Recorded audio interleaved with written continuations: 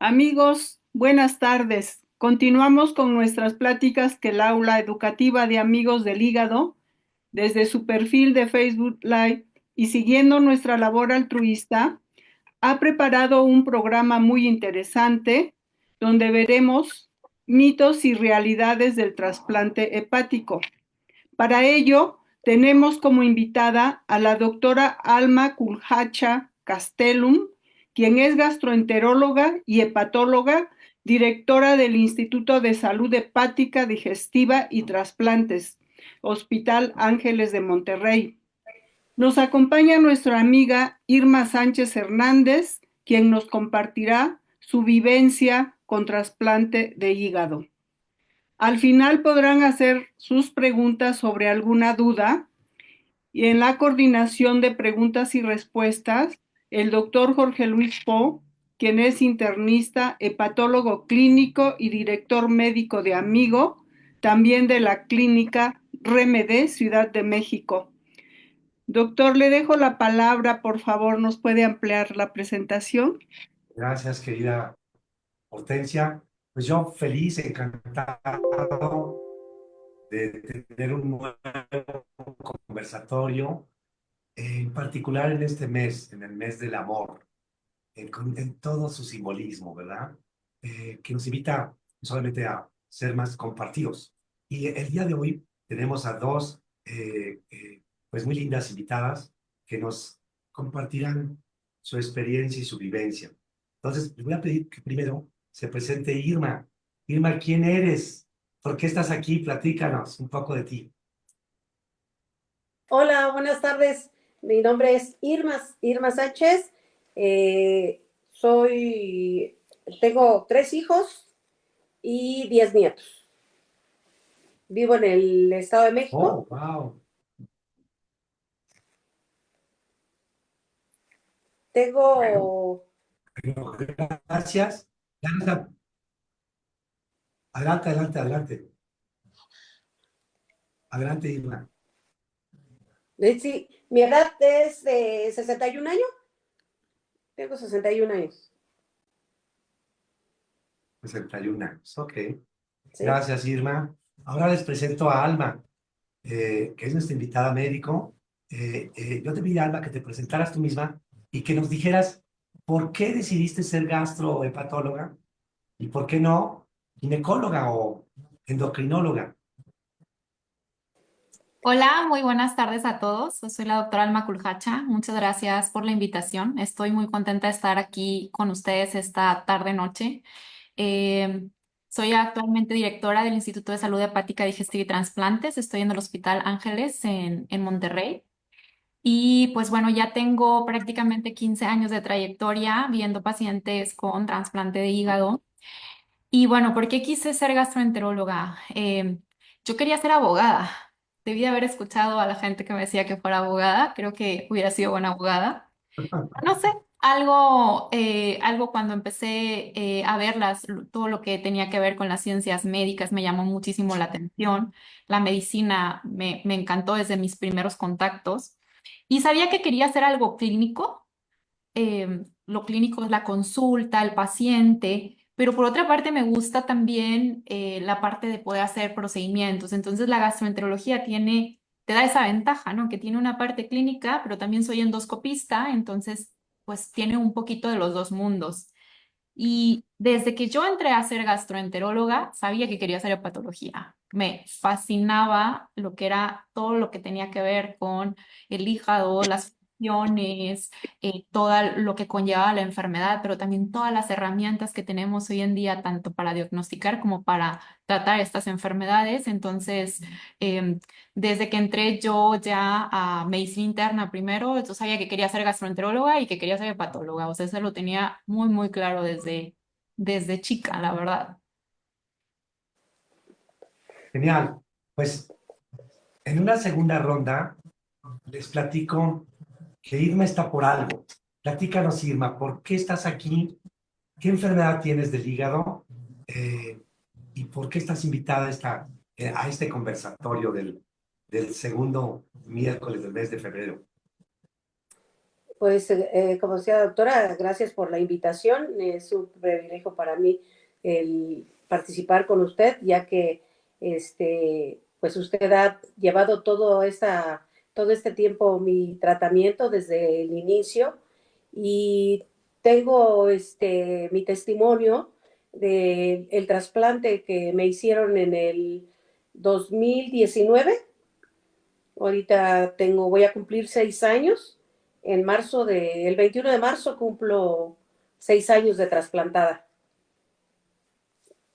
Es un milagro, todo esto es una, una nueva oportunidad que te da la vida, que te da primero que nada Dios, la vida, y ustedes como médicos, los cuales nos ayudan muchísimo.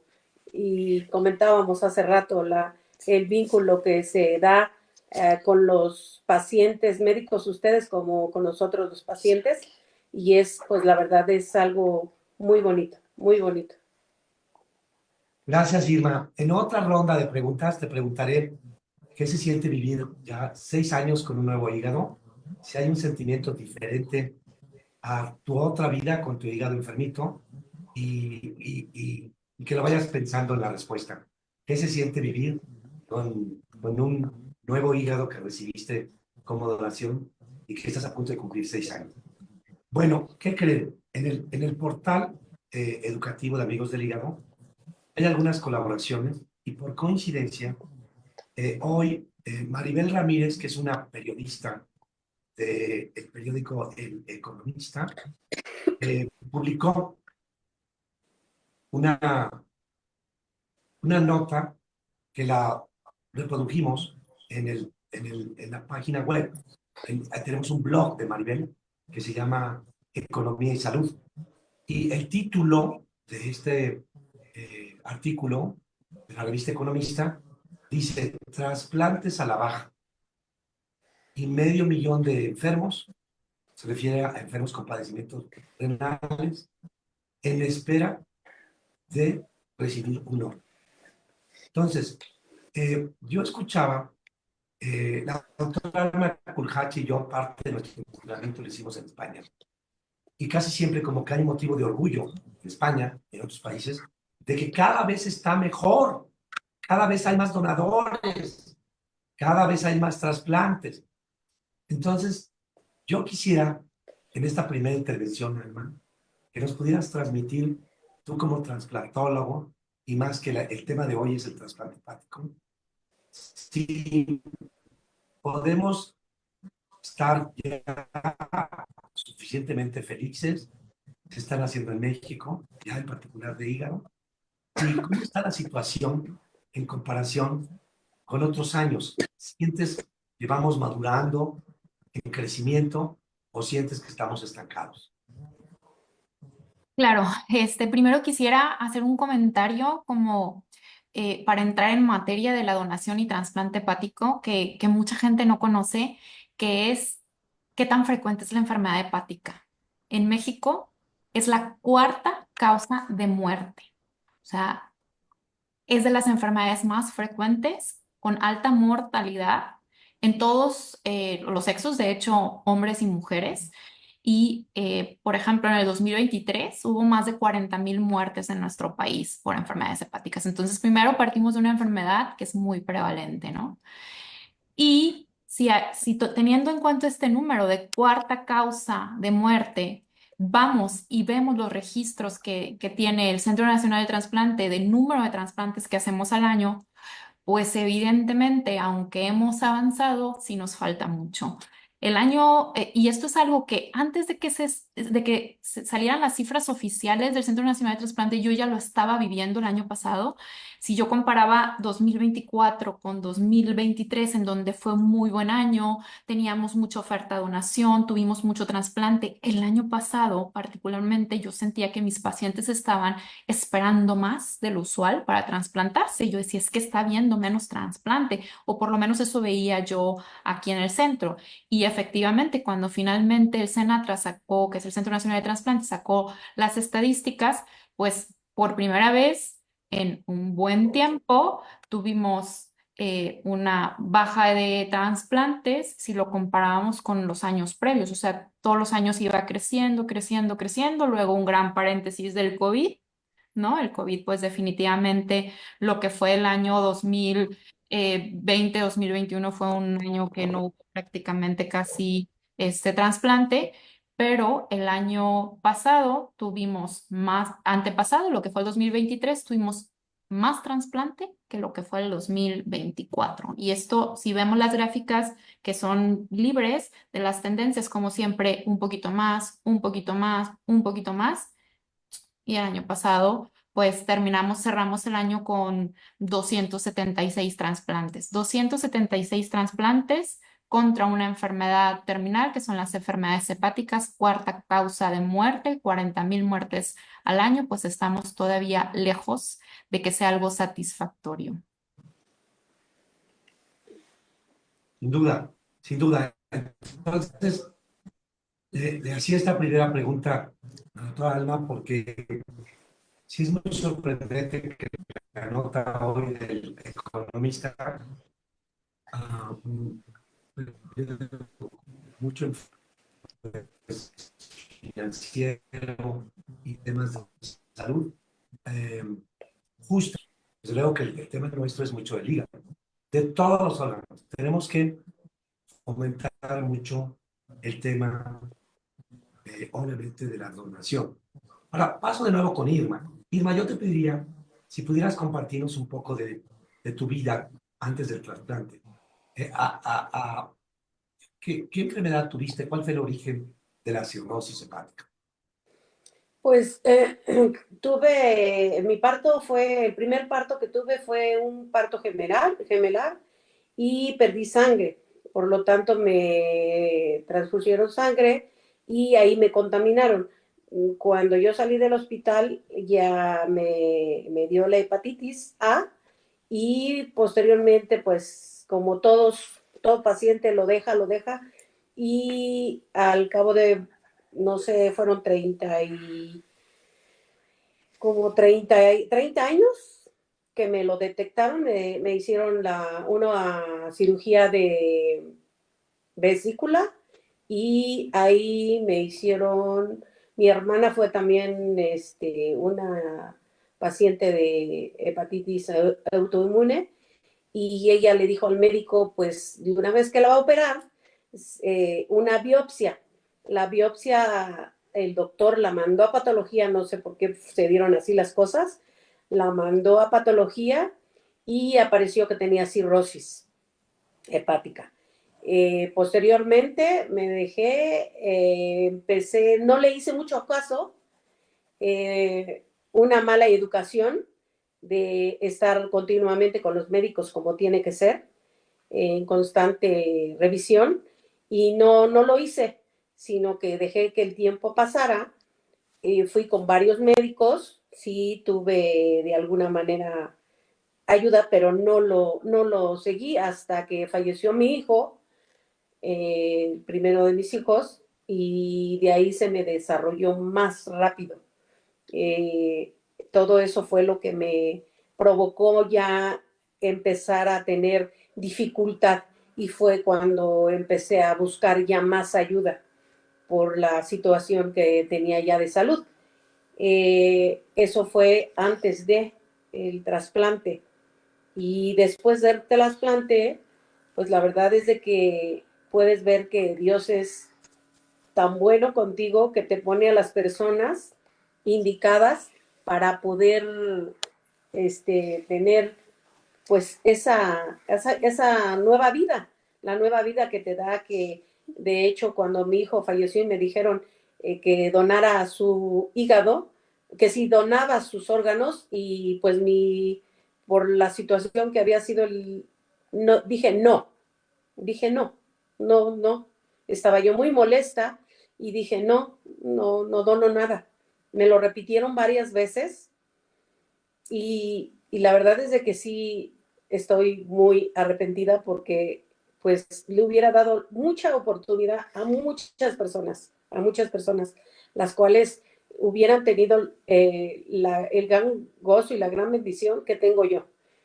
de jóvenes como el que donó su hígado para que yo pudiera vivir y poder gozar a mis 10 nietos.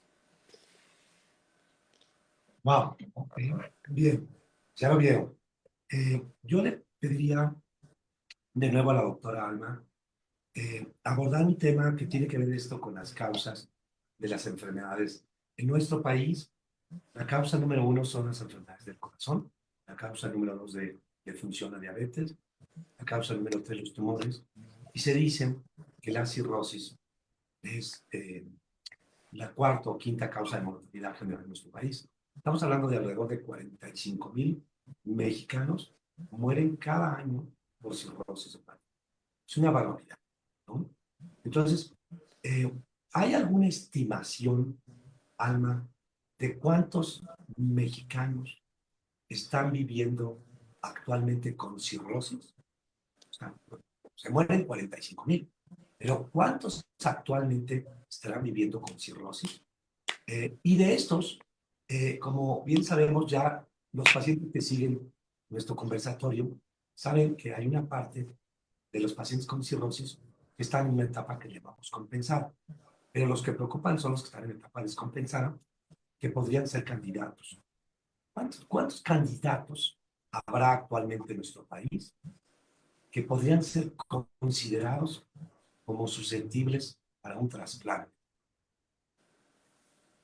Bueno, en primer lugar, desgraciadamente no contamos con una estadística confiable acerca de una prevalencia, o sea, cuántas personas en nuestro país viven con cirrosis. Ese siempre ha sido una gran área de oportunidad en la medicina en nuestro país, que es recabar la información, recabar los datos. No tenemos una prevalencia como tal confiable.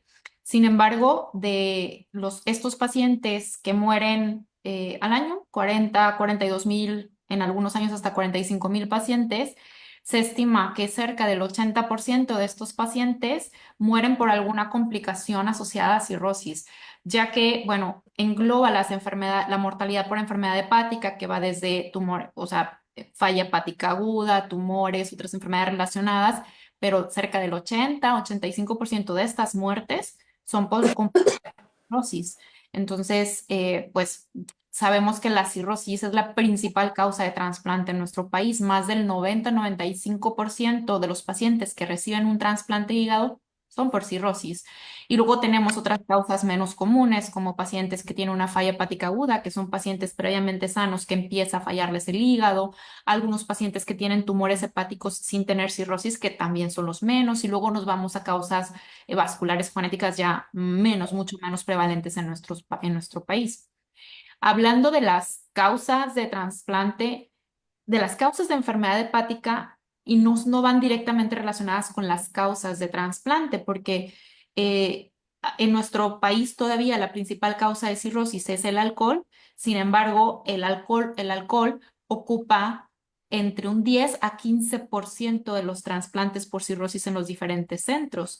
Y esto es por muchas causas, entre el alcoholismo como un estigma social, el mismo médico a veces no entender que esto es también una enfermedad, entonces tienen menos acceso, el entorno social, las restricciones que tenemos en nuestros programas de trasplante para los pacientes con cirrosis por alcohol, en los cuales se excluyen para poderlos trasplantar pacientes con alcoholismo activo.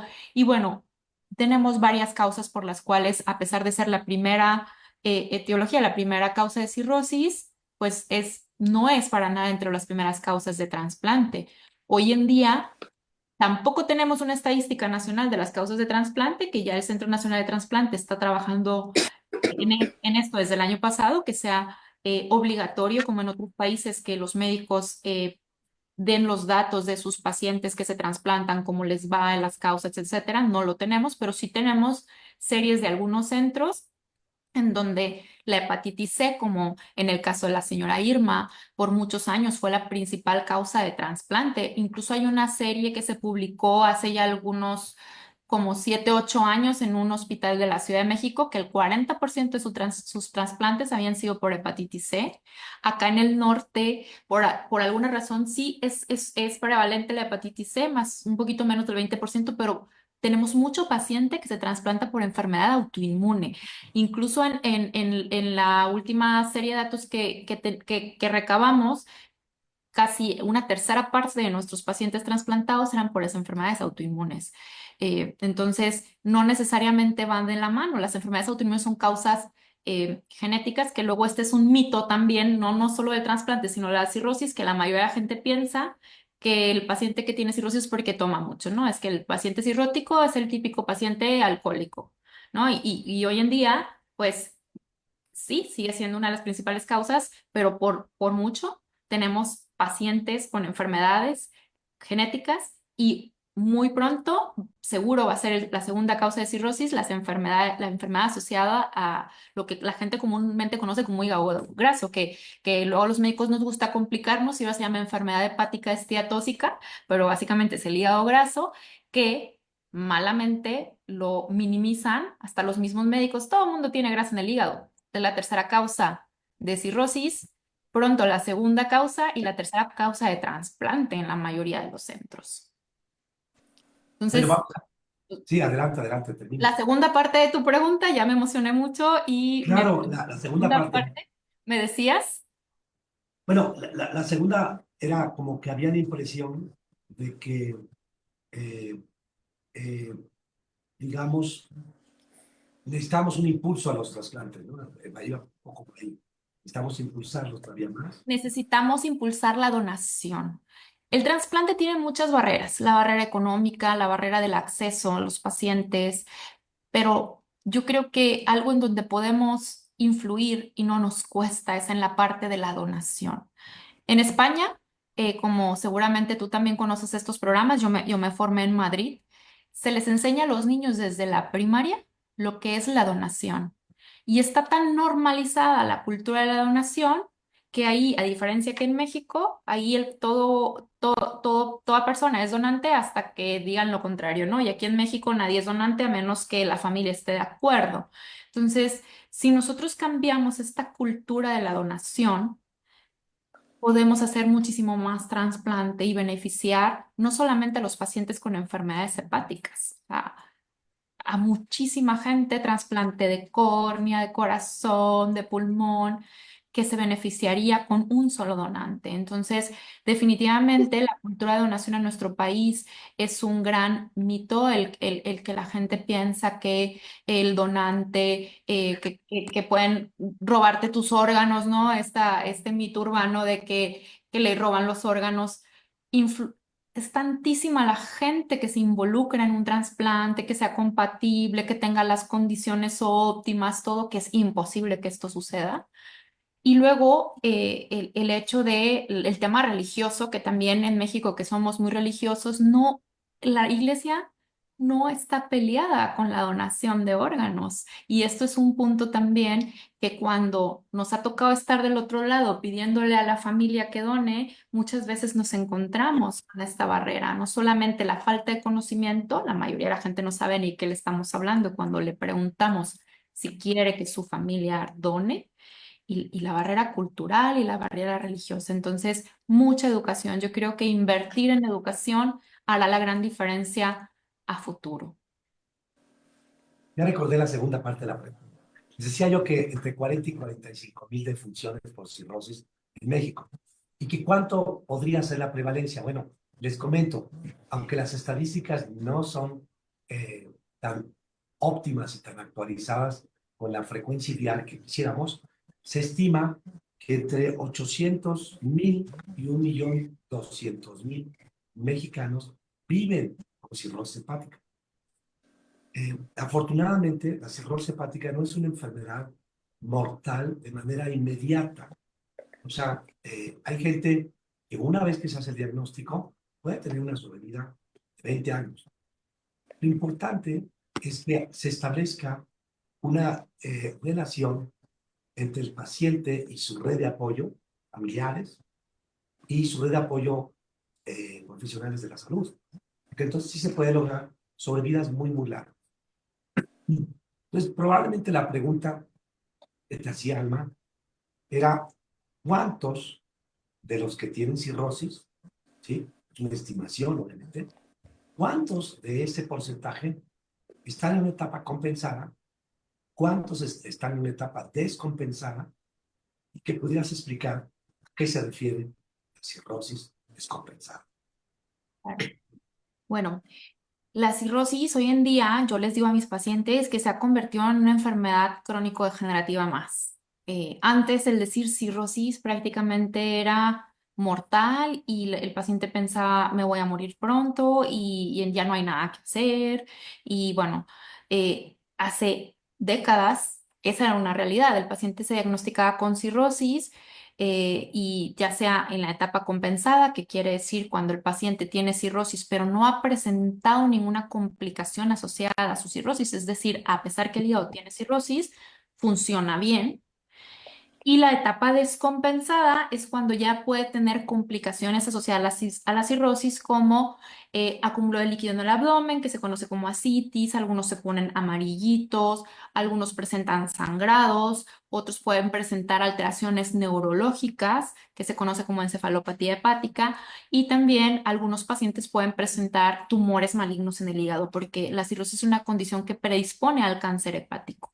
Entonces, esta evolución que le conocemos en medicina como evolución natural de la cirrosis, antes no teníamos nada que la frenara mucho, o sea, teníamos el paciente que tiene el factor de riesgo para desarrollar cirrosis, alcohol, hígado graso, hepatitis virales, enfermedades autoinmunes y luego otras enfermedades menos comunes, y luego desarrollaba más o menos alrededor de un 20% de estos pacientes con enfermedades con factores de riesgo pueden desarrollar fibrosis y cirrosis, y luego el paciente, al paso del 10, 15 o 20 años, ya desarrollaba complicaciones de la cirrosis y el tratamiento médico básicamente lo que hacía era intentar contener estas descompensaciones, algunos medicamentos para estabilizar, pero sabíamos que eventualmente esto iba a evolucionar hacia la muerte, ¿no?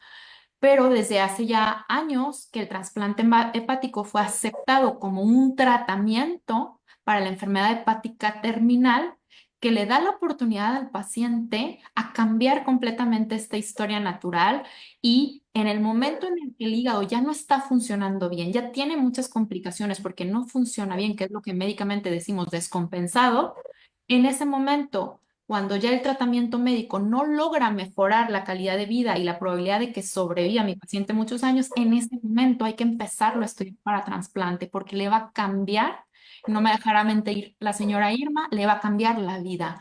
Si este paciente lo trasplantamos, que ese es otro mito, que la gente piensa que lo trasplanta y va a durar unos años más. No, ya no sabemos cuánto puede durar un paciente con trasplante. Yo tengo pacientes que tienen más de 25 años, 30 años de trasplante y que están perfectos. Entonces, le cambiamos esa historia natural a trasplantar al paciente y que tenga una calidad de vida y una sobrevida como la que hubiera tenido previamente haberse enfermado. Y entonces, si la pregunta es, ¿cuántos de estos pacientes con cirrosis están en etapa compensada y descompensada? Pues hoy en día, antes, yo estoy hablando de a lo mejor hace no mucho, hace unos 15 años, pues prácticamente el 80% de los pacientes que se diagnosticaban con cirrosis llegaban con nosotros porque ya estaban descompensados. Es decir, nadie se había dado cuenta que tenían cirrosis y sangraban, hacían líquido, se ponían amarillos y, oh sorpresa, usted tiene cirrosis. ¿Desde cuándo? Pues 10, 15, 20 años, no lo sé, ¿no? Entonces, gracias a las campañas que se han estado haciendo en los últimos años y a la educación de los factores de riesgo, que la gran mayoría son modificables. Un factor de riesgo es algo que aumenta la probabilidad de que aparezca una enfermedad en una persona. Entonces, están bien identificados los factores de riesgo para cirrosis y la mayoría son modificables. Alcohol, virus de hepatitis, que hoy tenemos tratamientos buenísimos para las hepatitis virales, hígado graso, que el hígado graso es por sobrepeso, diabetes, dislipidemia, que es alteración de los colesterol triglicéridos, todo eso es modificable. Y bueno, luego tenemos las enfermedades genéticas, que aunque no son modificables, muchas si las diagnosticamos a tiempo tienen tratamiento, y entonces si modificamos esos factores, mi paciente ya no evoluciona a cirrosis. Entonces, en los últimos años sí se ha visto un cambio un cambio en esta presentación de pacientes y recientemente que estuve colaborando con, por ejemplo, hablando de las enfermedades autoinmunes, que estuve colaborando con la Asociación Latinoamericana para el Estudio de Enfermedades Hepáticas acerca de revisar toda esta estadística de epidemiología de nuestros pacientes, pues cerca de un 30% están ahora entrando aquí con nosotros en fase de cirrosis, o sea que ya se diagnostican en fases un poquito más avanzadas. Es decir, sí estábamos haciendo algo bien porque esta estadística está cambiando, ¿no? Que si el paciente tiene diabetes, ya por lo menos los internistas o los endocrinólogos le mandan a hacer un eco para ver si tiene grasa, que si el paciente, esta parte del consumo excesivo de alcohol, se hace un poco más de conciencia. Entonces, las campañas masivas que ha habido para la eliminación de los virus de hepatitis C, sobre todo en nuestro país, que hemos logrado curar a muchísimos pacientes con estos nuevos tratamientos, están haciendo un cambio en esta estadística de las fases en las que encontramos a los pacientes.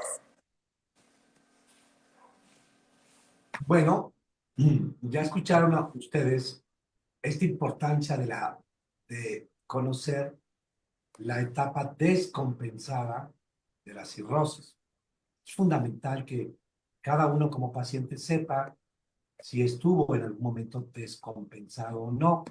Ya aunque la descompensación principales son tres: una hemorragia por varices, una ascitis o bien una encefalopatía. Irma, en tu caso, antes de ser trasplantada, ¿qué tipo de descompensación te tocó vivir? Eh, todas las que mencionó la doctora. De hecho, cuando llegué con usted, ya iba muy descompensada. Ya tenía, de hecho, en el año que estuve con usted, el primer año, estuve 8 veces hospitalizada, porque ya iba muy afectada, ya tenía pues mucho problema, ya eran muy seguidas las hospitalizaciones que me tenían que hacer por la misma situación que presentaba.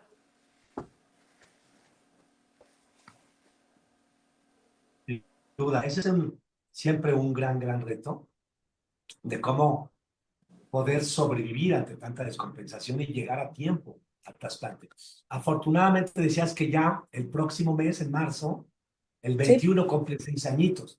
Déjenme comentarles que hace 2 semanas tuve una consulta con un paciente, Gustavo, que se trasplantó en el año 2000. Entonces, ahora pues, tiene 25 años. Entonces, para cumplir un poco,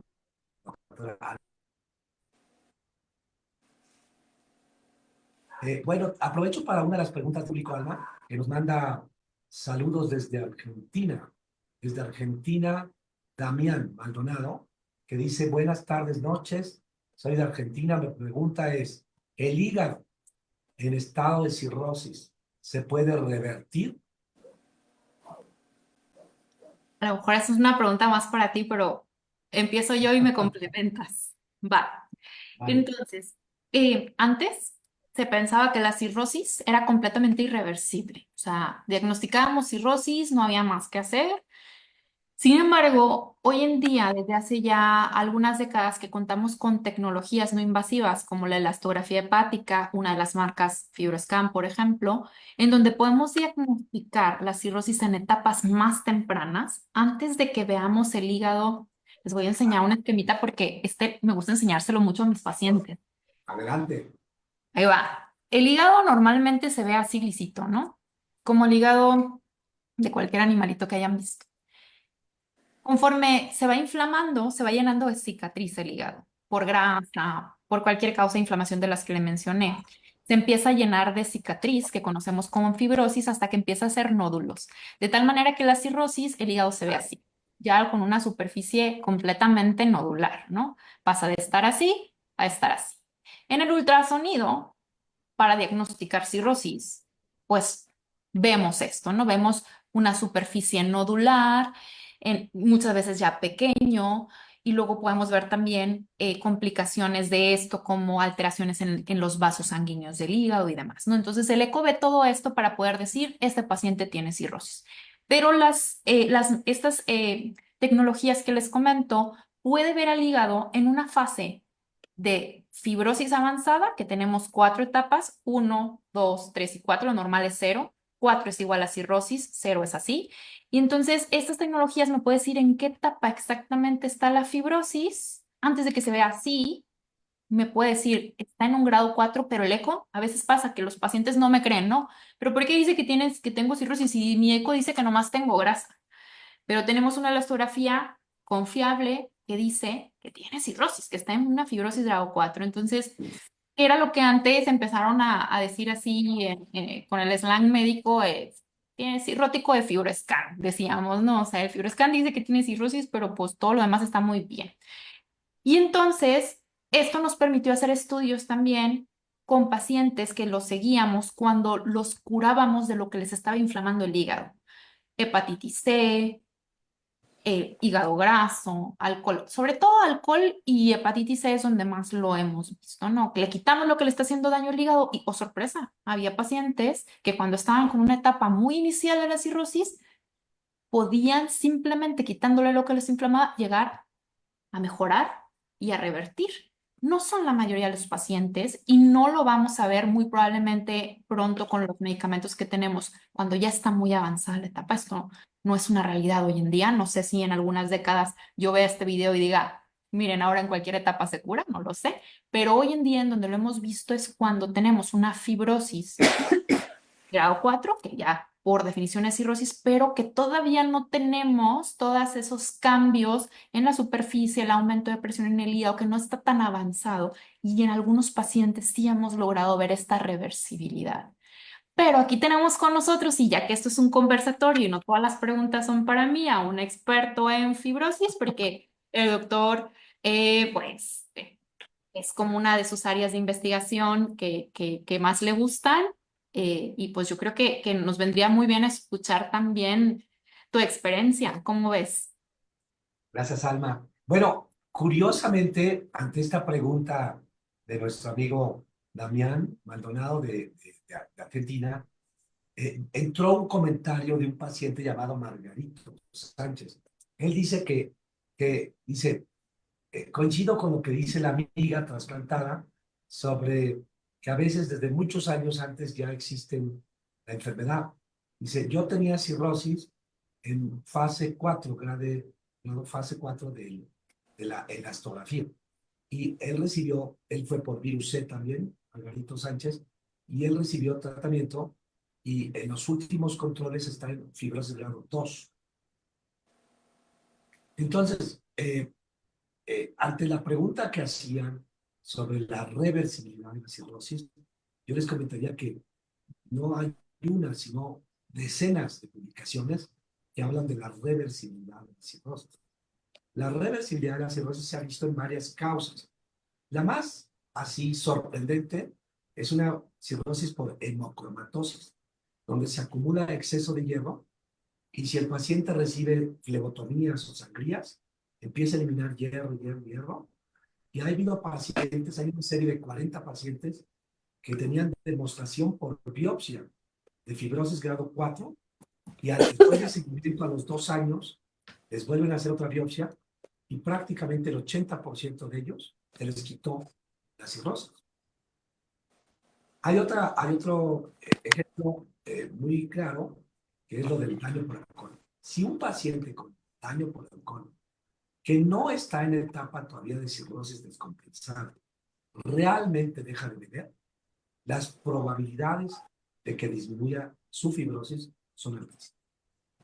Y luego hay publicaciones pues, de grupos internacionales muy sólidos en pacientes con hepatitis B, en pacientes con hepatitis C, con biopsia, antes y después del tratamiento, y se observa que el tratamiento o eliminación de la causa sí puede provocar que una fracción de los pacientes pase de fibrosis grado 4 a un grado menor de fibrosis. Tradicionalmente se ha dicho como Alma, es que La mayor parte de los pacientes con cirrosis ya no pueden revertir su enfermedad, pero curiosamente hay algo que se llama cirrosis recompensada. Quiere decir que pacientes que tuvieron ascitis, hemorragia, encefalopatía, de pronto, estando en una lista de espera, se pueden recompensar.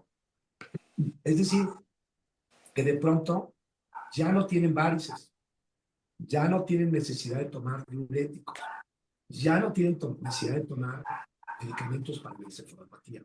Como que la enfermedad está logrando un equilibrio. De manera que sí hay buenas noticias, sobre todo para los pacientes, pues digamos, bien portados, que son los que queremos y son los que apoyaremos siempre, ¿no? Son los que apoyaremos siempre. Y yo creo que la respuesta para este amigo de Argentina es que debe estar en contacto con un profesional, que hay muy buenos hematólogos en Argentina, para continuar su manejo.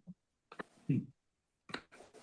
Irma, se dice que el trasplante de órganos puede ser en forma pública o privada.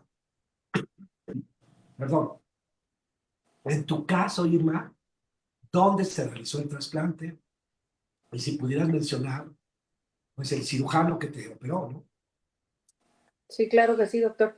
Mi trasplante se hizo en el Hospital General de Querétaro y el cirujano fue el doctor Antonio y el doctor, pero sobre todo el doctor que fue el que mi trasplantista, el doctor José Luis. No, Luis Carlos. Luis Carlos, perdón. Luis Carlos Rodríguez. Luis Carlos Rodríguez, sí. Una hermosura de médico, una hermosura de médico. Sí, Okay. él fue. O sea, quiere decir que te operaste en un hospital público, pero a la vez en forma privada. A ver, explícanos esto. ¿Cómo fue tu manejo? Sí, fue el doctor, era un cirujano particular y el médico también del Hospital General de Querétaro. Fue en un hospital de gobierno por las mismas situación económica, y que eso no era, o sea, todo se fue dando porque de alguna manera los trasplantes aquí en México a veces creemos que son muy caros porque creemos que pues no va a resultar, que no va a ser algo bueno para ti y crees que no pagarlos puede decirse que ya no vas a, que si los pagas y si salgo bien, si no salgo bien, pues entonces ya como que qué caso tiene. Pero la verdad es de que he conocido muchísimas personas que están enfermas del hígado y yo a todo el mundo le doy su número de teléfono para que lo contacte. ¿El mío o el del doctor Luis Carlos? No, el de usted, porque pues finalmente... Oye, pero si está en Monterrey, favor. tal es el de la doctora Alma Curjacha. No, sí, claro, ahora ya tenemos a la doctora, ¿no? Digo, en ese momento no conocía yo a la doctora y no hay duda que es una excelente médica, que es pues se ve, dice que lo bueno se ve. Déjame comentar, bueno, en el caso de Irma, sí tuvo, hay un convenio por ahí entre un hospital civil con un grupo de profesionales del trasplante hepático, de tal manera que lo lograste hacer pues a un menor costo en el hospital de allá de Querétaro, ¿no? Que es una maravilla.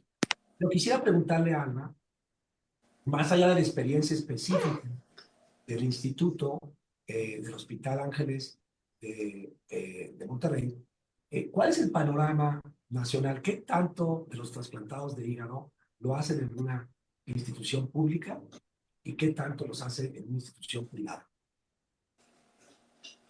La gran mayoría son en instituciones públicas. Secretaría de Salud tiene el primer lugar, seguido por lo que es el sistema del Instituto Mexicano del Seguro Social.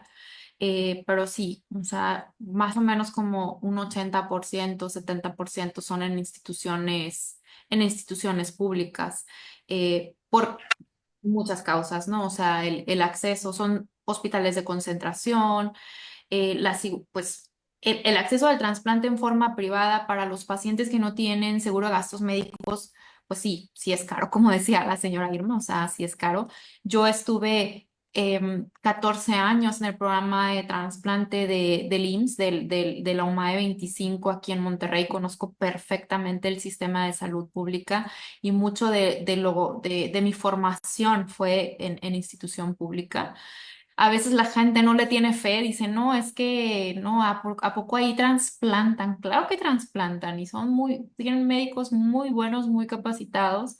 El programa de trasplante en sí es un programa prioritario a nivel nacional para la institución pública y hoy en día el hospital que más trasplanta en nuestro país de hígado es un hospital público, es el Hospital General de México. Entonces, la mayoría va a ser en trasplante, el del trasplante va a ser en las instituciones públicas. Ahora, en lo único en lo que últimamente ha tenido más trasplante en el privado es que ha crecido más el tema del trasplante de donante vivo en medio privado que en institución pública. Hay más experiencia en esto, en lo que es en adultos, mientras que en niños sí tenemos experiencias en instituciones públicas con donación viva, pero en adulto como tal, en las instituciones públicas no hay mucha experiencia y en la mayoría de los centros no lo ofrecen. Y bueno, pues es algo que tenemos que empezar a crecer ese programa de donación viva por la escasez que tenemos de órganos de los pacientes que donan en muerte cerebral. Gracias, Alma.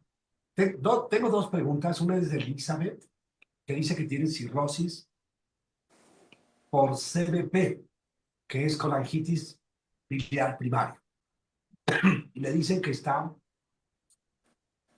en Child-Pugh A, que está compensado. Entonces, pregunta para ella. Dice que si se puede trasplantar o no. ¿Qué edad tiene? ¿Sabemos su edad? No dice su edad, no dice su edad. Bueno, el paciente con cirrosis lo trasplantamos cuando la probabilidad de que viva es mayor con el trasplante que sin el trasplante, que ese es algo muy importante, que es el momento óptimo, el momento oportuno para yo decir mi paciente es candidato a trasplante. Les explico un poquito de esto porque esta es una duda muy común en la consulta que los pacientes con cirrosis me dicen, ¿y por qué si ya tengo cirrosis, por qué no me trasplanta de una vez, doctora? Y aquí quíteme este hígado que no sirve, ¿no? Entonces, em, las, aunque el trasplante, digo, ahorita hemos estado hablando del éxito del trasplante, pero sabemos que no en todos los casos el trasplante es exitoso. Quisiéramos que todos los casos fueran como la señora Irma, que se trasplantan, que les va muy bien, que tienen excelente calidad de vida, pero la verdad de las cosas es que tenemos un 10% de mortalidad en pacientes con trasplante un año y un 20% a 5 años. ¿Qué quiere decir? Que de 10 pacientes que decimos son candidatos a trasplantes, 9 sobreviven el primer año y 8 siguen vivos a 5 años. Ya los que fallecen después de 5 años, que no tuvieron complicaciones asociadas al trasplante, generalmente fallecen por algo más. Pero entonces, si yo sé que es una cirugía de muy alto riesgo, yo no voy a meter a operar un paciente, a trasplantarlo, cuando su riesgo de morir es mayor si lo opero a que si no lo opero a un año. Y para eso tenemos en medicina varios puntajes. El Child-Pugh es uno, otro se llama MELD, que nos dicen la probabilidad de que mi paciente viva a un año, a 3 años, a 5 años, y en el momento en que es más su probabilidad de fallecer si no lo trasplanto, que si lo trasplanto, es ahí donde mi paciente es candidato a trasplante. Entonces, por eso el trasplante es el último recurso médico. Si yo a mi paciente lo puedo mantener compensado con tratamiento médico, me voy con tratamiento médico hasta que ya no pueda. El tratamiento médico tener con buena función el hígado de mi paciente. Y por eso es sumamente importante una vigilancia estrecha, que sean vistos por especialistas, expertos, un gastroenterólogo, un hepatólogo, porque el momento óptimo no es cuando mi paciente ya está bien mal tampoco. Mi paciente, entre más mal, y estos son datos que tenemos mucha evidencia, entre más mal lo llevo yo al trasplante, menor es su éxito también. Entre más me espere yo y más malito lo trasplante, no es que no lo vaya a trasplantar, porque si es candidato y tiene mejor probabilidad de vivir con trasplante, lo hacemos, pero sabemos que el riesgo de que se complique o que le vaya mal es mayor. Entonces, en un paciente, cirrosis etapa A, hígado bien compensado, no es en este momento candidato a trasplante si no tiene algunas otras indicaciones que no son propiamente la función, como la aparición de cáncer en el hígado, que esa es a veces una indicación, o complicaciones en otros órganos por la misma cirrosis, como la complicación pulmonar, que también ahí puede ser que un paciente con cirrosis en etapa A tenga complicaciones pulmonares que mejoren con el trasplante, o algo que llamamos síntomas incapacitantes, que es un paciente que tiene, aunque su hígado funciona todavía bien, el principal es algo que llamamos pruritus, que es una comezón, que hay algunos pacientes con CBP o enfermedades de este tipo que pueden tener muchísima comezón que afecta tanto su calidad de vida, que a ese paciente sí lo voy a trasplantar aunque el hígado funcione bien. Entonces, por eso probablemente en esta etapa no le han ofrecido a esta persona el trasplante. Quisiera aprovechar, Luis dice que él está en Child B, a diferencia de Elizabeth. Luis dice, tengo cirrosis metabólica y yo estoy en Child B, y no nos comenta Luis, ojalá y lo pueda hacer por la plataforma, si ya tuvo alguna... no, dice que ya tuvo varices esofágicas sangrantes. Entonces, está preocupado.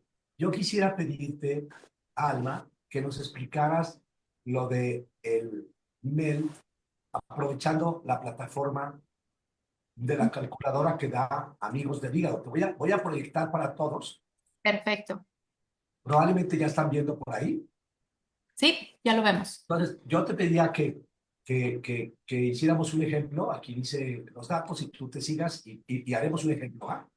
Ok, entonces esta calculadora, como ustedes ven, la pueden acceder en esta página de Amigos del Hígado o en algunas otras páginas en internet. Y nos ayuda a los médicos para decidir si el paciente es candidato o no para trasplante. Utiliza tres variables, que es la bilirrubina total, el INR, que es un índice que nos habla de coagulación, porque el hígado produce proteínas para coagular y para medir su función usamos también este marcador, y la creatinina, que es un marcador de función renal, que se incluye en esta calculadora porque hay complicaciones del riñón que son secundarias a la misma afectación en el hígado, a la misma cirrosis. Entonces, por ejemplo, si ponemos un paciente que tiene una bilirrubina de 2, un INR de 1.1. Vamos a suponer, no nos dicen muchos datos, pero él nos dice que es Child B.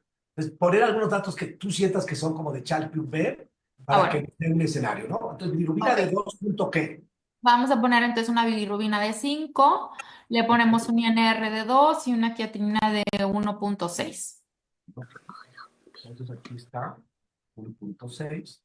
Estos datos, recuerden que ustedes los tienen como paciente. Para eso se hacen sus estudios periódicos. Ok, pongo calcular. Y entonces nos da un puntaje de 24. Normalmente la indicación para trasplante en la mayoría de los pacientes, porque no es el único marcador que utilizamos para tomar la decisión, pero sí es uno de los más importantes, es que si el paciente tiene 15 o más, es un paciente candidato a trasplante. Pero cada vez más se baja el puntaje de recomendación de referencia a un experto. Hay algunos lugares que nos dicen que si el paciente tiene más de 12 de MEL, debe de ser evaluado ya por un especialista, eh, no nada más para el tema de trasplante, sino para una evaluación más integral, ¿verdad? Pero aquí, por ejemplo, tenemos esta gráfica que la pueden ver en la página, donde clasifican de acuerdo a la etapa de MEL la supervivencia. En esa grafiqueta lo que ven es eso.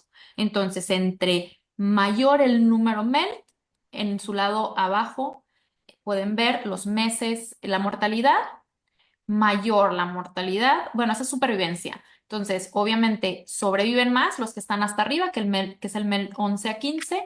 Sí, va bajando la supervivencia en el 16 a 20, 21 a 25, y obviamente los que menos sobreviven son los que están más enfermitos, ¿no? El MEL arriba de 26. Entonces, por eso es útil para nosotros tomar esta decisión. ¿Se acuerdan que les explicaba que yo voy a trasplantar a mi paciente cuando la probabilidad de morir es mayor si no lo trasplanto que si lo trasplanto? Entonces ahí ese MEL me da esas probabilidades. Y bueno, el Child B, paciente ya descompensado, la gran mayoría también serán candidatos porque hay algo que conocemos, que a lo mejor me voy a meter mucho en técnico, pero que sepan que el MELD no es lo único que usamos, algo que conocemos como excepciones al MELD, que es decir, descompensaciones que aunque en la calculadorcita esta me dé un MELD bajo, si yo tengo un paciente que tiene mucha ascitis, retención de líquido en su pancita y que le tengo que estar picando para sacando agua, que es algo que se conoce como ascitis refractaria, eso también es una indicación para trasplante, por ejemplo, pero tiene que ser evaluado porque algunos pacientes a lo mejor se benefician de otros tratamientos como la colocación de antips o así.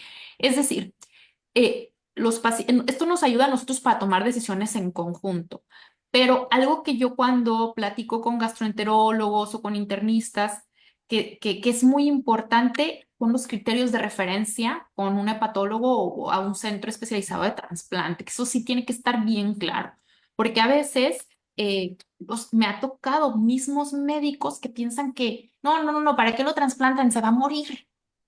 O sea, bueno, a ver, si no lo trasplanto, casi 100% de mortalidad, y si lo trasplanto, 10%. O sea, obviamente tenemos ahí una balanza que está muy inclinada a favor del trasplante, ¿verdad? Pero entonces los criterios para mandar a un paciente a valorar para trasplante, a un centro especializado, paciente que presenta alguna de descompensación, ese paciente ya tiene que estarse evaluando. No necesariamente quiere decir que es candidato a trasplante, no todos lo serán, pero debe de ser valorada para ver si es candidato a un trasplante. Paciente con un tumor hepático. El cáncer hepático, hoy en día, sí lo podemos curar. Si lo detectamos a tiempo, lo podemos curar. A veces con cirugía de resección, pero a veces con trasplante. Entonces, estos pacientes también pacientes con síntomas muy sintomáticos y bueno, ya nos metemos en otra lista más compleja, pero así en términos muy generales, paciente descompensado debe ser evaluado. Genial, pues, como ven, es un detalle que sí implica cierta clinimetría, o sea, que ustedes pacientes sí conozcan datos de las métricas de sus laboratorios y que estén apoyados solamente con un especialista. Yo voy a volver ahorita, Alma, para que nos explicaras este tema un poquito complejo, pero importante, de lo que se llama el protocolo de trasplante. Vamos a suponer este paciente Luis dice, oiga, usted sí, tiene un puntaje alto de menos, tiene Child-Pugh, que nos expliques un poco lo del protocolo de trasplante, cómo se hace, qué implica. Y vuelvo a Irma. Irma, tú ya estás viviendo desde hace casi 6 años con un hígado nuevo. Ujú. Dime, supongo que eh, aunque cambió tu vida, me gustaría que nos explicaras en qué has notado que ha cambiado tu vida de cuando estabas con la enfermedad de la cirrosis, ahora que tienes 6 años de trasplantada, y si hay algún tema de medicamentos que a ti te preocupe o que debas aconsejar a los pacientes. Bueno, la calidad de vida cuenta mucho, la calidad de vida que nos demos, el constante estar en revisión con nuestros médicos, el tener una buena alimentación, el poder, la verdad es que mi vida cambió en todo, ¿por qué? Primero porque tenía que irme a revisar cada 3 meses, cada 4 meses, lo que me diga el médico.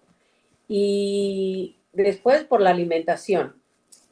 Y después porque como pues me lo ha dicho muchas veces, no soy una persona trasplantada, la cual pues no tengo más riesgo yo que algunas otras personas normales. Entonces, ¿qué es lo que tenemos que hacer? Pues cuidarnos, ¿no? Cuidarnos pues a nuestras posibilidades, pero entre más nos cuidemos, eso va a ser lo básico, ¿no? Estar en constante revisión. Y sí tomo medicamentos supresores, que son los traculimus y ácido mecofenólico, y mis medicamentos que me va dando por pues ya el deterioro de la edad, ¿no?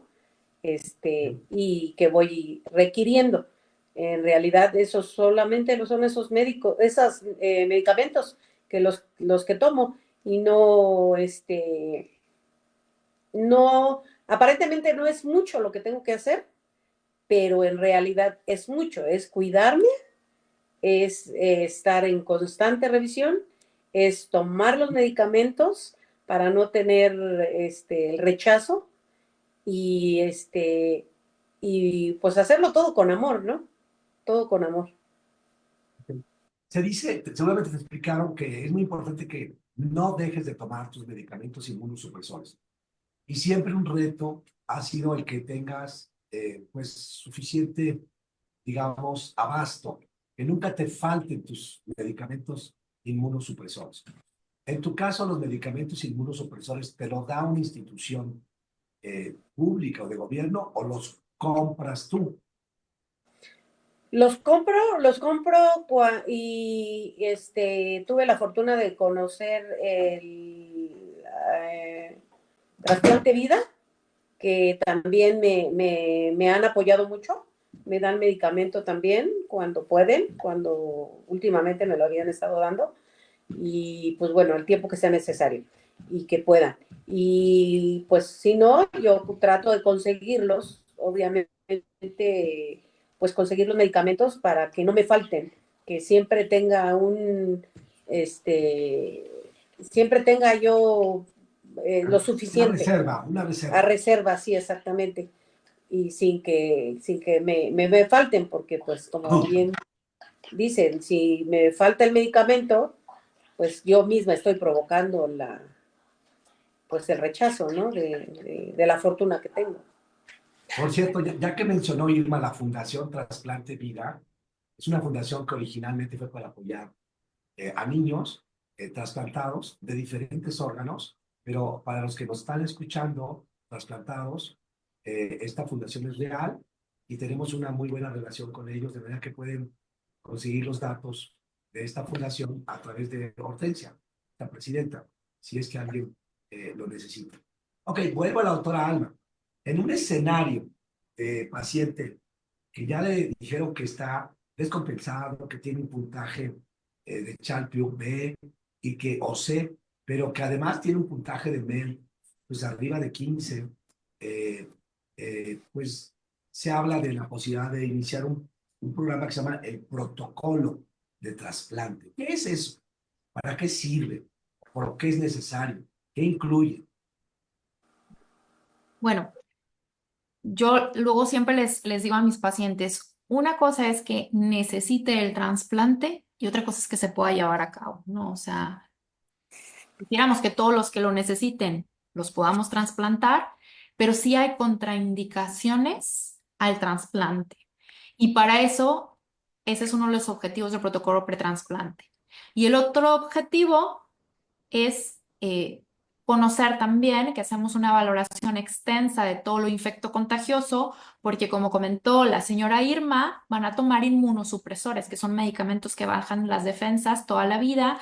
Y una de las principales complicaciones que podamos tener médicas son las infecciones, sobre todo en los primeros meses de trasplante. Entonces, básicamente lo que vamos a hacer es revisar al paciente desde la cabeza hasta los pies, que sus pulmones estén bien, lo va a ver el neumólogo, le va a hacer pruebas de función de sus pulmones.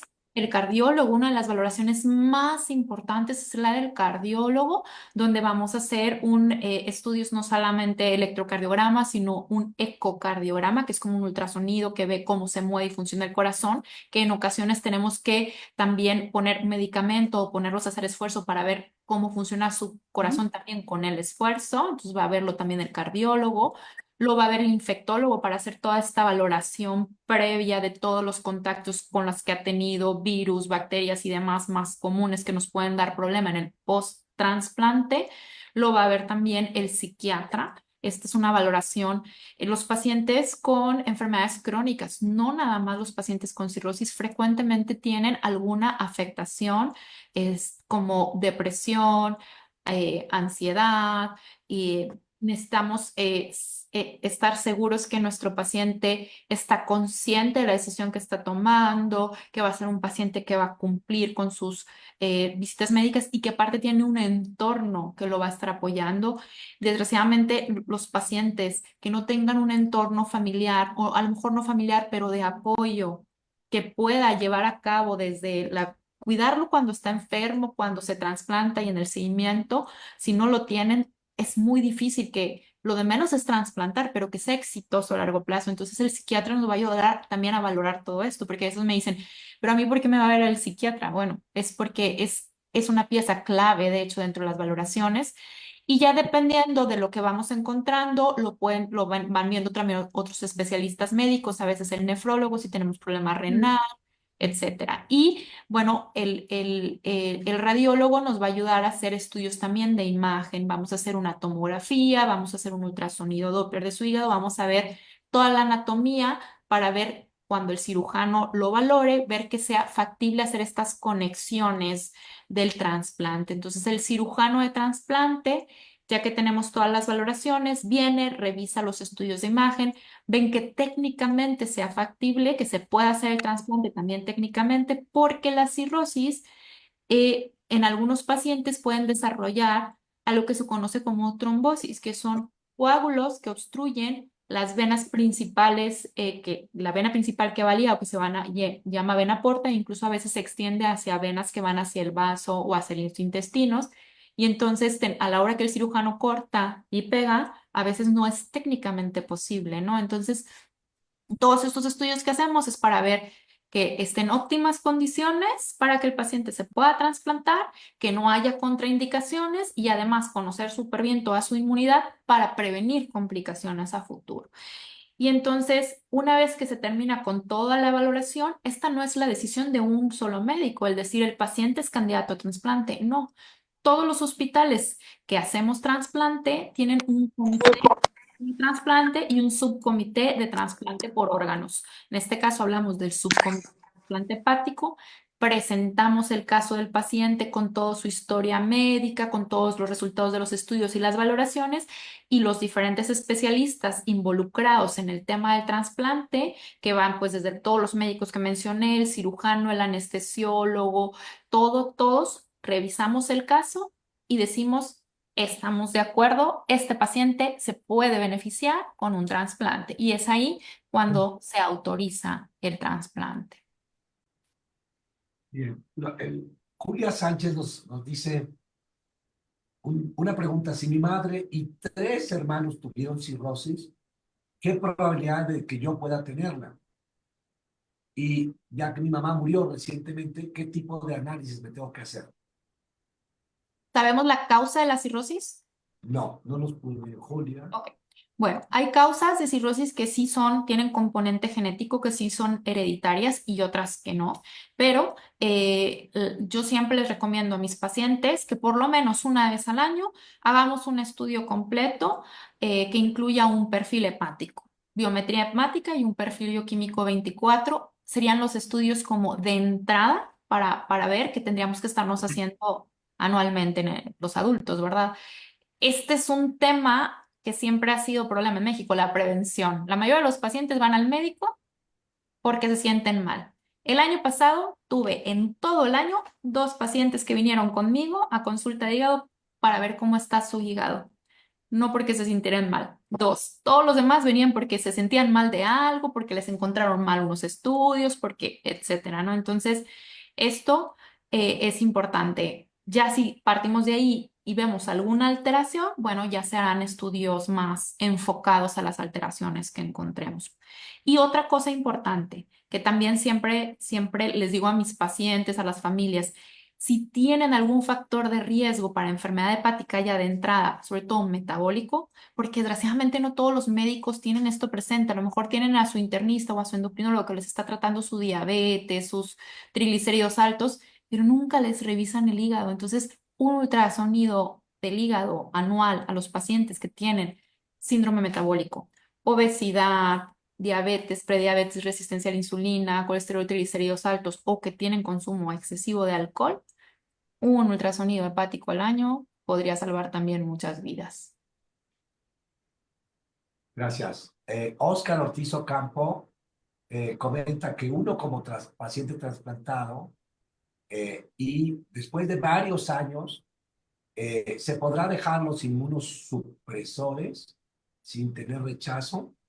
Él tuvo Bueno, una cirrosis por hepatitis C y fue trasplantado en 2017.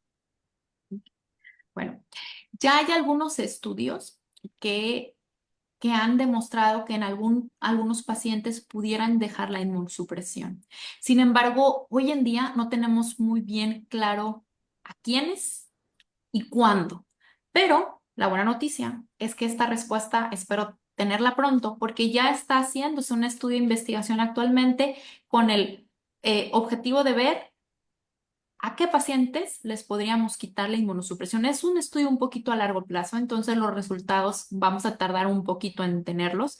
Ha sido todo un tema el reclutamiento de pacientes porque voluntariamente el paciente tiene que aceptar a entrar y decir me voy a dejar de tomar mis inmunosupresores y pues como cuando tenemos incertidumbre en la medicina pues es difícil, ¿no? Entonces ha sido un reto reclutar pacientes para este estudio de investigación, por eso se está prolongando un poquito más, pero yo creo que a lo mejor en los siguientes años tendremos más evidencia para saber a qué tipo de pacientes les podríamos quitar la inmunosupresión. Lo que sí hemos aprendido en los últimos años es que no necesitamos tanta inmunosupresión como usábamos hace tiempo. O sea, antes teníamos al paciente con la defensa por los suelos por miedo al rechazo, pero hoy sabemos que no es necesario en la mayoría de los pacientes usar tanta inmunosupresión y ahora usamos cada vez menos inmunosupresión.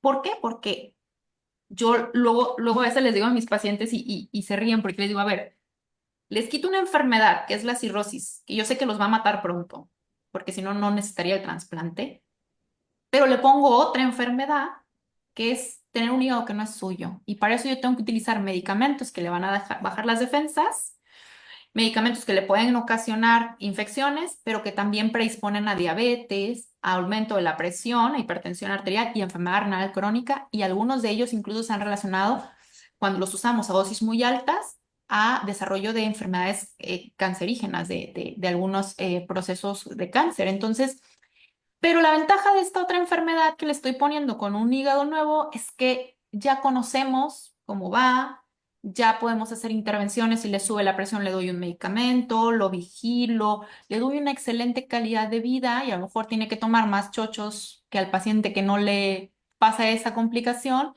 pero son enfermedades que conocemos cómo manejarlas, cómo disminuir al máximo sus complicaciones, cómo tratarlas. Y aquí voy a aprovechar que nada que ver con la pregunta, pero un punto muy importante. Si el paciente post-trasplante se cuida, hace ejercicio, come bien y está en su peso, la probabilidad de que tenga estas complicaciones post-trasplante baja muchísimo. Y entonces, esta parte también es a veces complicada porque el paciente después de trasplante se siente tan bien que come mucho, que bueno, no, todo lo que no pude hacer los años previos y luego llegan conmigo con hígado graso en el trasplante, ¿no? Pues sabemos que también puede dar cirrosis. Entonces, eh, esta parte también del manejo post-trasplante es sumamente importante y aunque hoy en día no tenemos la respuesta con la evidencia en la mano, yo creo que en los próximos años vamos a poder saber qué tipos de pacientes pudiéramos quitarle la inmunosupresión, pero hoy en día no se recomienda, no lo hagan, ¿eh? Hoy en día todavía cuando se hace muy, en un ambiente muy controlado y en estudios de investigación. Gracias, Alma. Ya vi que se estaba riendo Irma. Creo que sería bueno tomarles el peso corporal antes de trasplantadas y unos 5 años después de trasplantadas. ¿Cómo te ha ido, Irma, con el peso? ¿Estás bien portada? ¿O de pronto dirías que subiste unos kilitos? No tienes micrófono. Creo que está apagado tu micrófono, está silenciado. Ok. Perdón. Confiesa, confiesa. Sí, Los primeros años me cuidé muchísimo, tiene razón la doctora. Este último año, la verdad, sí me he dejado, pero ahorita que comentaron la probabilidad que hay entre 1 año y 5, y digo, estoy dentro de los 5, porque todavía me cumplo 6. Entonces, pues no quiero llegar a esto, ¿no? A esta parte. Y una muy buena noticia, que es la que daba la doctora, de que se están haciendo investigaciones para poder dejar los supresores, pues qué bueno, ¿no? Qué bueno, porque, como dice, te afecta otras cosas, pero sí, la verdad es que no me he portado bien. No me he portado bien y prometo portarme bien. Bien, me da gusto, me da gusto. Bueno, recuerden que el ser humano tiene dos componentes, el cuerpo y la mente. La mente es bastante, eh, digamos, polifacética, casi infinita, puede estar en muchos lados. El cuerpo, en cambio, es más finito, es más limitado. Solo tenemos un cuerpo. Y cada uno de nosotros, como adultos, es nuestro deber cuidarlo, ¿no? Que esté bien. Pues bueno, hay otro par de preguntas. Una es desde el Facebook del Instituto. José Luis Ramírez, que le agradecemos. Dice, mi esposa está diagnosticada desde octubre de 2024 con cirrosis. El médico le dijo que era enfermedad autoinmune y nos recetó meticorten de 20 miligramos, 2 tabletas al día. ¿Es esto correcto? Ok, bueno, depende, ¿no? De cada paciente. En la enfermedad hepática autoinmune, cuando ya está en fase de cirrosis, no todos los pacientes necesitan inmunosupresión, mientras que otros se benefician mucho. Tenemos que cumplir ciertos criterios para tomar la decisión de bajarle de las defensas a un paciente que ya tiene cirrosis, ¿no? Uno, certeza del diagnóstico 100%. ¿Cómo hacemos la certeza diagnóstica en la hepatitis autoinmune con una biopsia hepática? Es un error diagnosticar a un paciente con enfermedad hepática autoinmune con puros marcadores en sangre de autoanticuerpos. Lo hacemos en casos muy particulares, cuando tenemos una falla hepática aguda y que tenemos sospecha y podemos dar tratamiento. Es decir, en la gran mayoría de los pacientes, para poder decir que tiene una cirrosis autoinmune, necesitamos sí estudios de laboratorio que nos hagan sospecharlo y una biopsia que nos hagan confirmarlo. ¿Por qué? Porque en la biopsia también vamos a ver, primero le hago la biopsia yo a un paciente con cirrosis y me va a cambiar una decisión de tratamiento. Si un paciente ya tiene cirrosis y no me va a cambiar ninguna decisión de tratamiento, ¿para qué le hago la biopsia? Bueno, tiene que estar bien indicada. Entonces, si decidimos que este paciente necesita una biopsia porque resulta que tiene muchos marcadores de probable hepatitis autoinmune y aparte tiene mucha inflamación en su hígado en los estudios, bueno, hacemos la biopsia. La biopsia me va a dar mucha información. Uno, corroborar el diagnóstico. ¿Tiene una hepatitis autoinmune? Solo la biopsia me lo va a decir. Y dos, ¿tiene actividad de la enfermedad hepática autoinmune que yo lo voy a beneficiar a este paciente con tratamiento bajándole las defensas? ¿Sí? Entonces damos tratamiento. Dosis del medicamento es por peso y es individualizado, ¿no? Pero tenemos que cumplir ciertos criterios. Hoy en día me topo muchísimo con pacientes que les inician tratamiento para enfermedad hepática autoinmune sin un diagnóstico claro y ya le estamos dando un tratamiento al paciente que en la mayoría de los casos es de por vida. O sea, la mayoría de los pacientes con enfermedad hepática autoinmune, cirrosis, no cirrosis, estamos dándole un tratamiento que no es inocuo, que puede tener complicaciones y que aparte es de por vida, ¿no? En la mayoría de los pacientes, no en todos, pero en la mayoría de los pacientes, sobre todo latinos, que tenemos enfermedades más agresivas, la gran mayoría van a tomar el tratamiento por siempre. Entonces, si yo no tengo un diagnóstico claro, no debo exponer a mis pacientes a este tipo de medicamentos que sí que puedan tener efectos adversos serios. Entonces, esto voy a aprovechar el foro para que quien me esté escuchando, médicos pacientes, la enfermedad hepática autoinmune se diagnostica por biopsia hepática. Muy rara vez hacemos una prueba terapéutica con medicamentos, que es en algunos casos muy peculiares que no podemos tomar biopsia o que el paciente estuvo muy malito con una falla y que, bueno, a veces tomamos estas decisiones y tiene que ser por un experto, ¿no? Pero la biopsia es mandatoria. Dicho esto, pues individualizar cada caso, ¿no? Tenemos una pregunta y un comentario más antes de ya empezar a despedirnos, que nos hemos planteado siempre terminar antes de las 8. Bueno, por un lado, saludos de Andy Valle, en especial para Hortensia, y felicita también a la doctora Macujacha, de su amigo Octavio Valle. Entonces, gracias Octavio por tu mensaje. Y otra pregunta de Julia, que dice, de nuevo pregunta sobre su hermana, dice que tiene hígado graso, y la pregunta es, ¿qué probabilidad tiene de tener cirrosis? Mi segunda pregunta es, mi hija tuvo hepatitis de pequeña, también, ¿qué probabilidad tiene de tener cirrosis? El hígado graso, la enfermedad hepática esteatóxica, es muy prevalente en nuestro país. Casi una tercera parte de los adultos, si yo me pongo a hacerles ecos, van a tener. Y no todos los pacientes que tienen hígado graso van a desarrollar cirrosis. Aproximadamente un 20% de los pacientes con enfermedad grasa en el hígado van a desarrollar fibrosis. Y algunos de estos pueden avanzar a una fibrosis grado 4, no cirrosis. Entonces, no todos van a tener cirrosis si tienen hígado graso. Pero siempre deben de ser evaluados para ver la probabilidad de que tenga fibrosis y si es necesario hacer estudios especializados. Muchas veces con los puros estudios de sangre podemos darnos una muy buena idea de la probabilidad, mientras que otras veces tenemos que hacer estudios más especializados. Entonces, mi recomendación siempre es, si te diagnosticaron hígado graso, busca un especialista para que te valore y pueda sacar estas conclusiones de si tiene o no fibrosis, de si está inflamado el hígado, que el desencadenante de la fibrosis es la inflamación por la grasa. Entonces, si está inflamado o no el hígado, si tiene fibrosis, etcétera, siempre hay que ir a una valoración. Y respecto a lo de la hepatitis significa inflamación en el hígado. Entonces hay muchas causas de hepatitis. En la infancia, las hepatitis más comunes son las virales por el virus de la hepatitis A, pero no todas son por hepatitis A. Y también hemos tenido pacientes que dicen, es que a mí yo me puse amarilla y me dijeron que tenía una hepatitis A y pues pasó el tiempo y que todo bien y luego otra vez y otra vez me puse amarilla y resulta que luego los evaluamos y nunca fue una hepatitis A, era otra causa de inflamación del hígado, hacemos estudios en sangre y realmente nunca han tenido ni contacto con el virus, ¿no? Entonces, habrá que ver qué tipo de hepatitis fue la que tuvo su hija para poder saber si es una hepatitis, que es de estas hepatitis agudas virales, que así como vienen se van y no dejan daño, o es una hepatitis que se puede volver crónica, ¿no? Entonces, de esto depende mucho la probabilidad de que desarrolle una enfermedad como la cirrosis.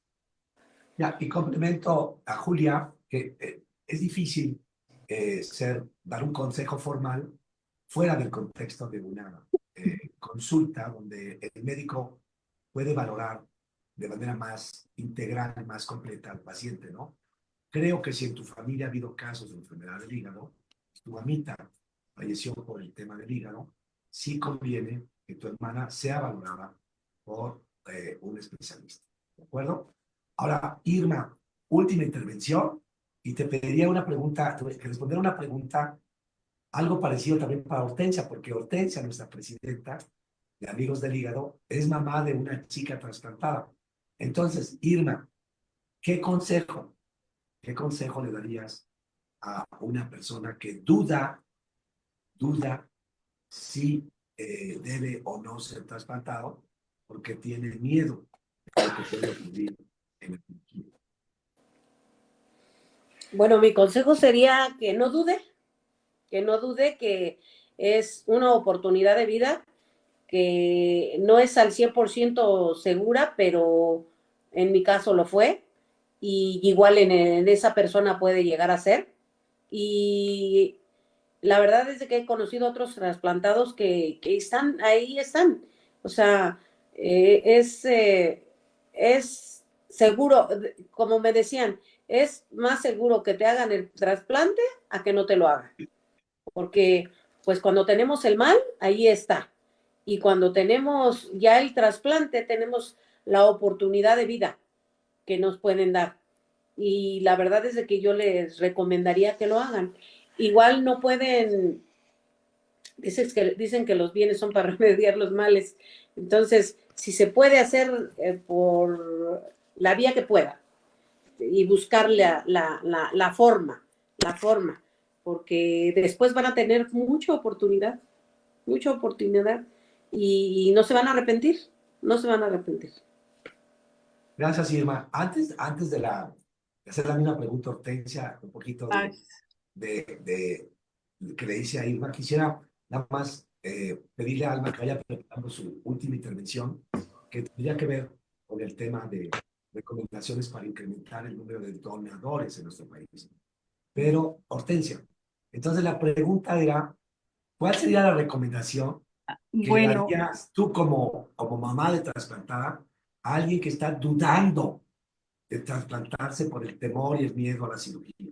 bueno, el temor existe, pero no hay que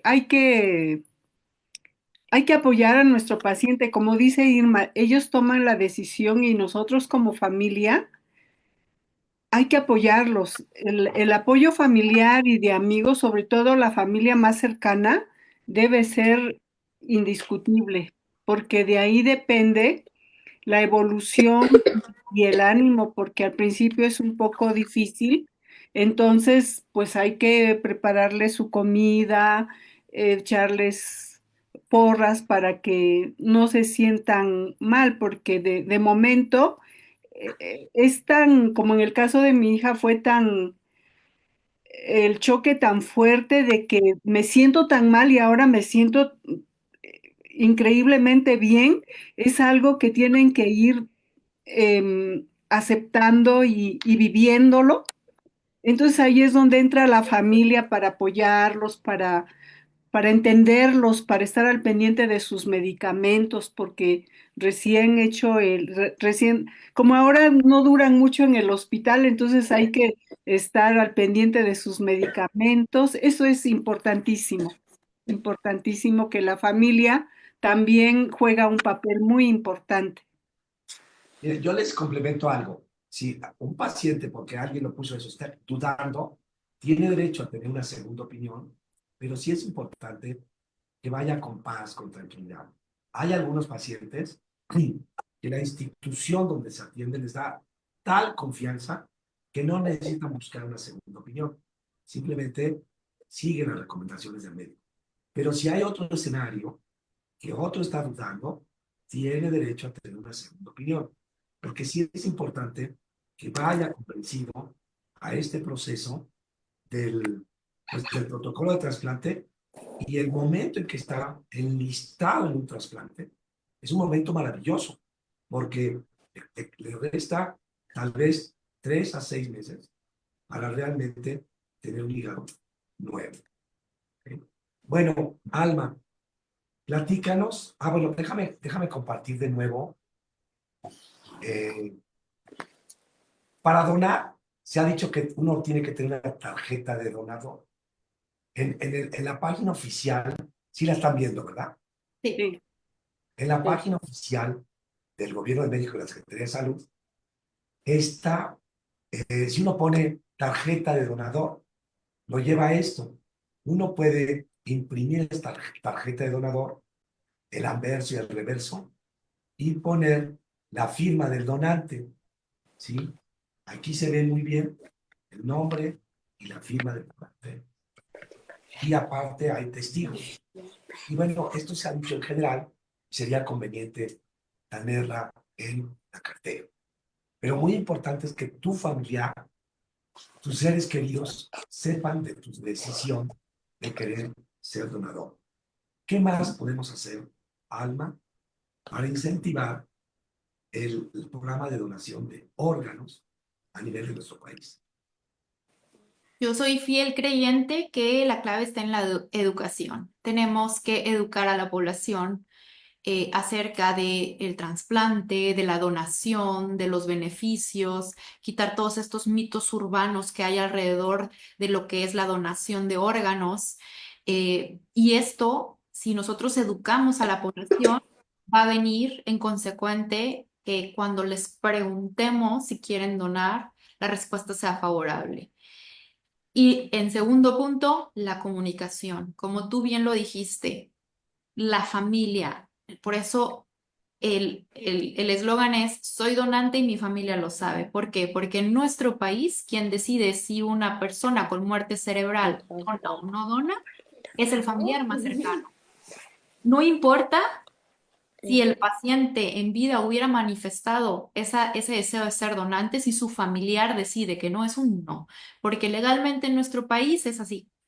Entonces, si todos ustedes que están viendo, su familia, platicarlo, decir, si yo me muero, dónenme hasta donen el pelo, el hueso, todo lo que se pueda, yo quiero ser donante. Si su familia los escucha decir eso, en el momento que tengan que tomar la decisión va a ser sí, sí quiero donar. Recientemente tuve, y les voy a platicar, el caso de un paciente que tenía yo en lista de espera para trasplante, que desgraciadamente tuvo una complicación quirúrgica que hizo que se descompensara mucho y muy rápido, y por más que hicimos todo rápido, lo metemos en lista de espera. Aparte tenía un problema cardíaco y entonces falleció. Estando en lista de espera para hígado, falleció en muy poquito tiempo y su esposa me dijo, bueno, yo sé que tiene cirrosis, que está enfermo, pero ¿qué puedo donar? Todos pueden donar algo. Donó, o sea, donó córnea y donó hueso, que también el hueso sirve para hacer prótesis de pacientes con cáncer, la córnea para que los pacientes que no ven puedan ver. Entonces, y ella, o sea, dijo, yo sé que él hubiera querido que si algo se podía donar, se donara. Pero estoy segura que en el mismo escenario, si él no hubiera estado en lista de espera para trasplantes, si no hubieran vivido como familia esta experiencia, la probabilidad de que hubieran querido donar, pues hubiera sido muy baja, ¿no? Entonces, expresar esto con nuestra familia, platicarlo con los niños inclusive, o sea, los niños de primaria no saben lo receptivos que son para estos temas, y si nosotros lo incluimos dentro de los programas educativos, hacer campañas en las escuelas que conozcan acerca de esto, va a venir solo todo lo demás. Gracias, Alma. Finalmente, Edith González y Georgina Palacios mandan saludos afectuosos, felicitaciones, en particular a la doctora Alma Hacha, y también una felicitación del Instituto de Salud Hepática Digestiva para su director, y felicitación de él a la paciente, y mucho porras para que siga cuidándose, para Irma. Pues pues creo que hemos llegado al final. Yo de mi parte como coordinador, me voy muy contento. Creo que tenemos todavía mucho trabajo por hacer en promover la importancia del trasplante hepático para nuestro país. Y le cedo la palabra a nuestra querida presidenta Hortensia para que Gracias. haga el cierre oficial y los mensajes que corresponden. Sí, muchas gracias, doctor. Pues em, estuvo excelente la plática y no nos queda más que agradecer a la doctora Alma Culhacha Castellum por tan excelente conferencia, al doctor Jorge Luis Pon, a nuestra amiga Irma Sánchez Hernández y a todos los que se conectaron esperando esta plática les sea útil para cuidar su salud hepática, y especialmente agradecerle al Instituto de Salud Hepática Digestiva y de Trasplante porque nos apoyaron en difundir esto para que otras personas también nos vean. La verdad que les estamos muy agradecidos, doctora. Y sí, también vi su felicitación, la cual me da mucho gusto que sea usted una doctora tan amada en su ámbito de trabajo y como profesionista. Muchas gracias.